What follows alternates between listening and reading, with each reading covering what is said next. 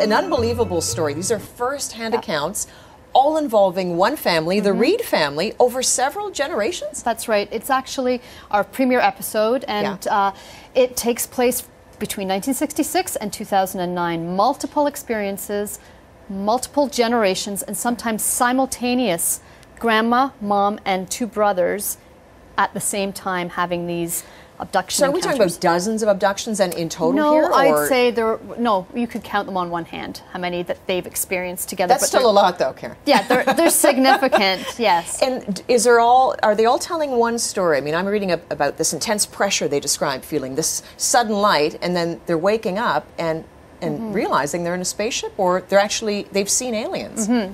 They've seen aliens, different types of aliens, and then when they have an experience at the same time, they feel that they're in the same place because they can hear one another. They can hear brothers yelling for the other brother. They can hear their grandmother. They can hear their mother. They can't necessarily see one another, but they know that there is a presence, that they're in this spacecraft together. Other times they have individual experiences where it's just them and the aliens and the spacecraft. As if the experiences weren't gripping enough, there's also serious documentation to a lot of these abductions, which we'll get to in a moment. But first, Miami Children's Hospital. He was a member of People to People, gifted. He was way above gifted in Superior Range. He has tested off the charts. He tested down here with Michael Buckner, who was a director of a facility here, and he even put on paper that his abilities were not just normal development. There was something there. So whether we can attest and say this has anything to do with it, I'm not going to jump to conclusions. And you know, of course, you told your story many, many times. People must think but it's completely. People think of this is the stuff of Hollywood. This is the stuff of movies. This doesn't happen to real people. Well, it might happen more than people think, and just to comment, our case had radiation readings, magnetic fields that would spin a compass, multiple witnesses. We've taken lie detector tests.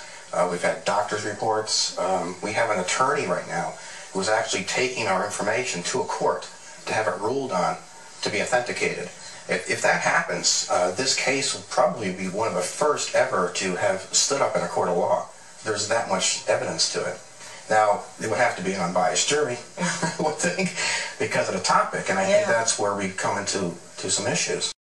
We have a video of the investigators that were holding a compass within feet of our vehicle, and it just spun.